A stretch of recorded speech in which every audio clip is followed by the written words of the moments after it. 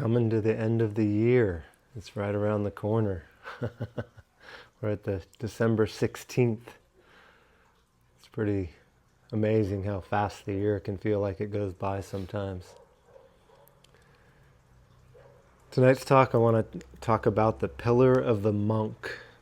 In my book, The Dojo, I speak about my 4 pillars of the monk, the sage, the samurai, and the sensei. And as I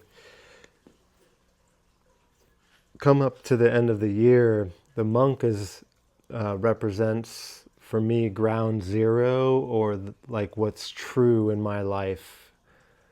And just as it is, noticing it, being aware of it, and what serves me and doesn't serve me. And last week I was speaking about how the mind will make up stuff, and that a lot of times it's not true. And so things that I think is not really what's happening. And so when I sit in zazen and meditation, I get to start to see the difference between what I think and what I actually can know to be true inside my hara, or my gut, or my body. And so the pillar of the monk really exemplifies sitting in seated meditation and being with yourself and watching your thoughts and the things that you think of and how you operate through your day. When I sit and you sit for a regular basis, you start to see your world differently.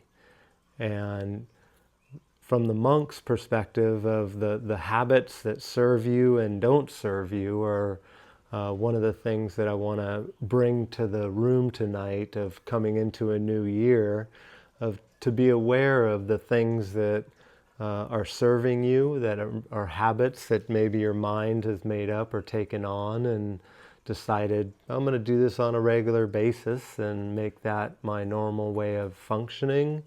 And is it serving me or not serving me? To really be truthful to yourself as that monk and looking at your own internal landscape and how you show up. And so, habits are a great place to look at inside yourself of what's serving me as a habit, and maybe what's a habit that I want to start to bring in slowly into this new season of 2026. And, I'm always the encourager of sitting in meditation first thing in the morning, and that's something that can serve all of us from that place. And from the smallest, 3 breaths in the morning to really start your practice, if that's a first time thing for you to sit in meditation, and then all the way up to 1 minute, 5 minutes, and make it incremental so that you can really develop a habit at something that what has served me over many, many decades, and that I've resisted for many decades, is seated meditation. And so that's a habit that I know that serves me in being my best and coming from a different place than just my ego self or my ego functioning as a human, as a lot of people do in this world, just come from their ego. And me noticing, I was reflecting on, some of the habits that I used to take on. Of one of them would be to lay in front of the TV and watch TV until I pass out, and just fall asleep on the couch and not put myself to bed or make sleeping a priority. And so I would just go until I could just watch it, and Amber would watch me fall asleep right there on the couch, and she would either tell me to go to bed or, she'd go to bed and I'd wake up and then make my way to bed. And that habit of doing that, of not taking care of either my hygiene or washing my face or taking some time to meditate, to really honoring the day, I started going, me actually going to bed or start my evening routine is a habit that I've really been working on, especially it feels like this year, but I've been doing it more and more over the last couple years, is taken that time to develop the habit of having an evening routine that's as important as my morning routine. And I fell right into that habit. I remember back not that long ago, maybe a couple years ago, it was having a drink of alcohol after work, a beer after work. It was a nice thing to have.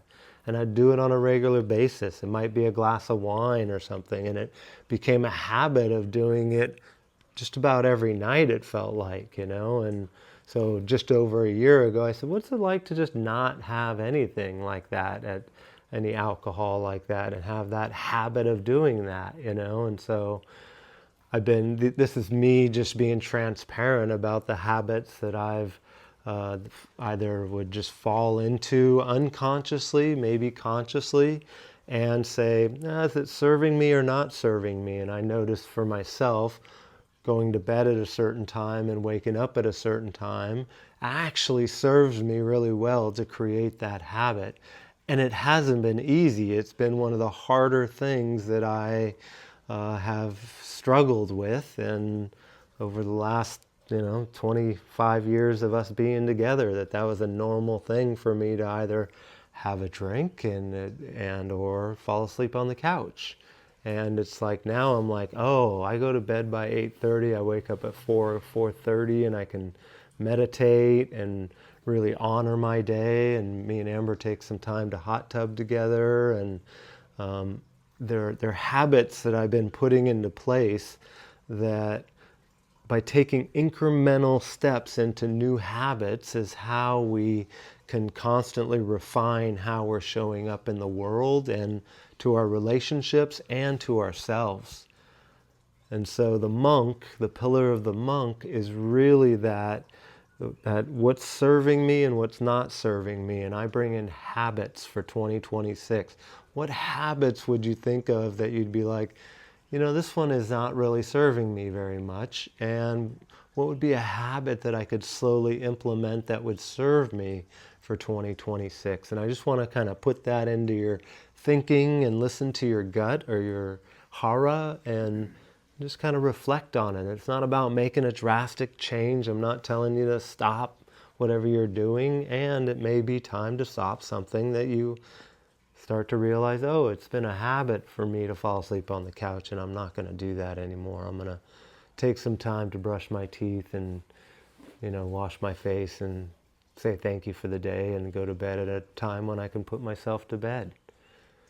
And so the monk is that ground zero. What's true in today, and coming up to an end of the year when it's like, what would be some of those new habits that I could bring into the new year and really start to refine how I show up and refine what my life is like through different habits that I can create and bring on into my daily life.